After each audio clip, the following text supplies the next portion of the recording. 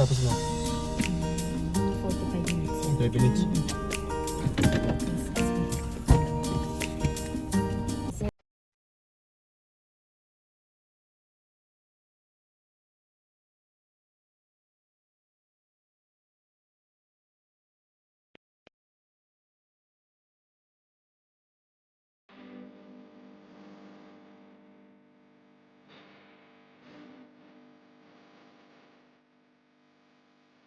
Kamusta ho kayo, ano? Medyo nagka-problema ho tayo, ano? At ito ho'y aking i-share, ano ho, at para maging aral ho sa lahat, ano ho? Lalo na ho sa mga papuntang Canada o kaya papunta ho dito sa Edmonton, Alberta, ano ho? Nagka-problema ho tayo Nagkaroon ho tayo ng violation ticket, ano ho? Nangyari ho ito noong araw ho ng linggo. Kailan ba ito nangyari? Violation ticket, Province of Alberta. Nangyari noong September 15. Ito ho'y araw ng linggo. Katatapos lang ho naming magsimba, ano ho? Bale, nagulat ho ako kahapon at may dumating hong sulat. Bali ho hindi ko lang ho maipakita sa inyo ang buong detalye dito at medyo confidential, ano ho. Nagpadala ho sila ng sulat tapos may 3 picture, yan, 3 picture. Kaso ho yung picture ay hindi po klaro. Ang nakasulat ho dito ay traffic notice to the register owner, ticket number.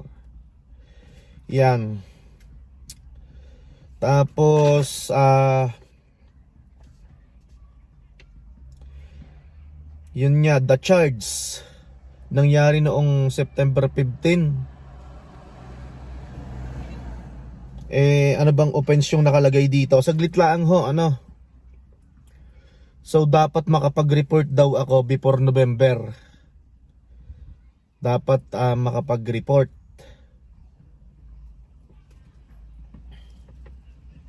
Tapos ang babayaran ko ho ay $405.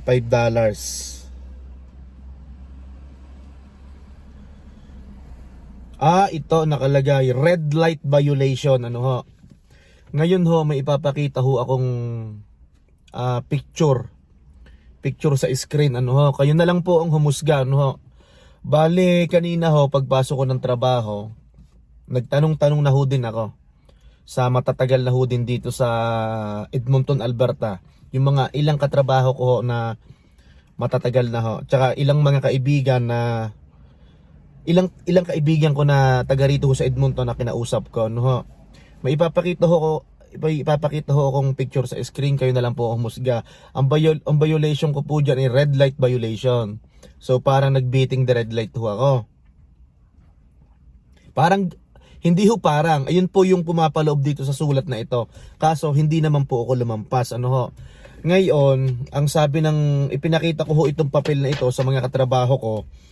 Ang sabi is kailangan ko daw mag-report in person doon sa parang sa registry o parang munisipyo dito. Ano ba itong anong kwan ba ito? Sa korte. Ito, trial court location. Kailangan ko mag-report in person o kaya mag-email para magpa-schedule, ano ho. Kasi sayang naman ho doon 405. Kasi pinakita ko ho yung mga litrato, yung mga nakuhang picture ho. Ay kwan ho. Hindi naman ho ako nagpass. Lumampas ho ng red light. Bali, paparating ho ako, late lang po yung aking tigil. Pero wala ho akong intensyon na lumampas ho habang naka-red dahil mabagal ho ang takbo ko, no ho. Dahil kung may intention ho ako noon, dapat ang takbo ko ho noon ay 70. Tapos dito ho sa picture ho, naka-on ho yung brake light ko. Nakatigil ho ako Nakuhanan ho ako ng picture, wala ho ako sa mismong gitna. Wala po sa taas ko yung red light na nagpas ako. Dahil nakatigil ho talaga ako. Ang sabi ho ng aking mga katrabaho ay mag-report ka, explain mo na na tumigil ka naman talaga. Kasi yung mga camera daw dito ay sensitive. Ano ho? Parang nakaprogram daw yon. Meron daw range yon na pag lumampas ka doon sa mga guhit na ganun, talagang pipicturean ka. Ano ho? Ang napapansin ko lang humali doon sa aking pwesto ng sasakyan, doon po ako nakaparada sa crosswalk. Ay pasensya na ho at tayo ho'y naputol, ano? At tumawag lang ho mahal na Reyna. Ayun nga po, mayroon nga po tayong violation ticket. Ngayon, ang oras po, dapat kanina ho pag out ko, dediretso na ako doon. Magtatanong muna ako bago ko magpa-schedule nung parang hearing ba yon, para i-appeal ako ito. Ang oras ho pala, Monday to Friday, 6 a.m. to 2:30 p.m. Monday to Friday ho. Nalabas ho ako mga alas 3 na. So, siguro kailangan ko magpaalam sa amo ko na malilate ako or mag-a-undertime ako para makapag-proceed ako dito, no ho. Dahil ho ang kitang-kita ho naman dito sa picture na nakatigil ho ako, hindi ho ako umarangkada, ano ho. Yun lang po, doon po sa matatagal na ho dito sa Edmonton, Alberta, ano ho, o kaya dito sa Alberta, ano ho. Dahil hindi ko po alam kasi baka kada probinsya iba-iba ho ang law, ano. Ang nakikita ko hong mali dito, doon ako nag-stop sa crosswalk ng tao. Tapos medyo nalito pa rin ako dito kasi may mga barrier ho dyan. Sa harapan ko ho, may ginagawang daan dyan, ano ho. Nakikita nyo ho sa screen ito hong tinutukoy ko.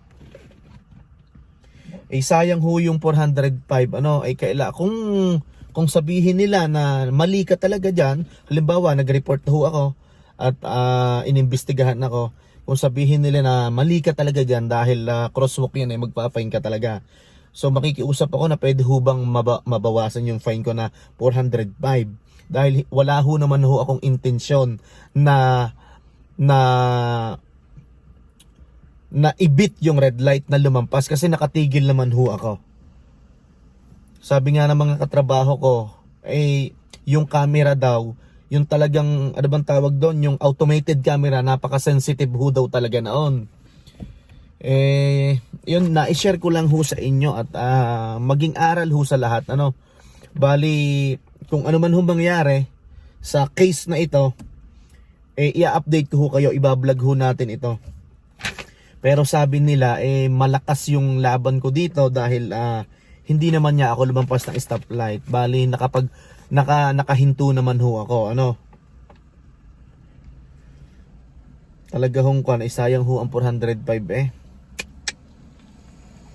nangyari nangyari ho pala ito sa papunta ho ako ng St. Albert Mark Messer bali nangyari ho yon. Napicturan ho ako sa Mark Messer Trail, papunta ho ako ng St. Albert noon, ano ho. Yun lang ho at ito medyo dumidilim na, ano ho. At hinihintay ko na ho ang mahal na Reyna, patapos na rin. Tapos diretso na ho kami sa aming cleaning, ano ho. Yun po, pa-comment na lang po, lalong-lalo na po sa mga taong naka-experience sa mga ganitong bagay, ano ho. Bali, pa-comment na lang ho o kaya pa-message ho sa akin, ano. At i-update ko ho kayo, ibablog ko ho yung mga susunod ho na mangyayari. At para maging aral ho sa lahat, lalong-lalo na ho sa akin, ano. So, pinag-aralan ko sa Google, hindi tiningnan ko sa Google ho yung parang traffic rules dito sa Edmonton. Dapat talaga pag huminto ho tayo mismong bago mag-crosswalk, hindi natin aapakan ho yung crosswalk, ano ho. Gayon pa man, gusto ko lang ho din na umapila o magpa-schedule para ho ma-explain naman ho yung side ko, ano ho. At hindi ko naman ho talaga sinasadya at kitang-kita nyo ho naman sa litrato, sa picture na hindi naman ho ko tumawid, ano. Ito, kasama ho na natin ang ang mahal na Reyna, mag-hi ka muna. Hello. Yan, kamusta ang acupuncture mo? Okay lang. Okay naman. Nag-vlog ako at ibinalag ko tong ticket na pinadala sa bahay. Sabi ko, i-update ko na lang sila kung ano mangyayari. Kung talagang may violation ako, baka pwedeng makiusap ako na mapababa yung fine ko kasi hindi naman talaga ako tumawid, di ba? Yeah. Kasi nakikita ko mali doon is mali yung tigil ko. Dapat bago mag-crosswalk ay nakatigil na ako, tama? So malalaman natin yan pag yung nagtanong ako doon. So bukas na bukas kakausapin ko yung manager ko na Mag-out ka na maaga. na mag-out ako ng maaga or pwedeng mag-undertime ako. Ayun nga, mali late ako or mag-out ako ng maaga. O kaya sa Friday. O kaya sa Friday. Pumasok ka ng maaga. Okay, mag-out ka ng maaga. Pwede yun. Yun, magki-cleaning muna ho kami. At para may pambayad sa fine. Ay buhay, pero ganyan talaga. Lesson learned. At doon po sa mga comment nyo na negatibo at positibo, ayos lang. Maraming salamat to. Kung negatibo man yan, itatanggapin ko ho yun. Pero wag ho lang doon sa may nag-comment ho sa akin nung nakaraan negatibo ayos lang sa akin ho yun, pero medyo malutong yung comment niya kaya minsan hindi ho din ako makapagpigil Dahil dyan. Dahil minsan ho, pag ho ang comment nyo ay talagang may pagkakamali ako, kaya ko ho yung tanggapin. Pero pag medyo ang comment ho parang medyo balasubas ho. Pero hindi naman ho ako nagalit, hindi naman ako nakipag-away doon sa comment, di ba? In a nice way pa rin, pero binara ko lang kasi hindi ho maganda Mahirap ho kasi yung manghuhusga ka ng tao na hindi mo naman kilala ang buong pagkatao ng tao, no ho? Yung buong pagkatao, buong istorya. Ito, andito na ho kami sa aming cleaning. Magbabanat muna ng buto.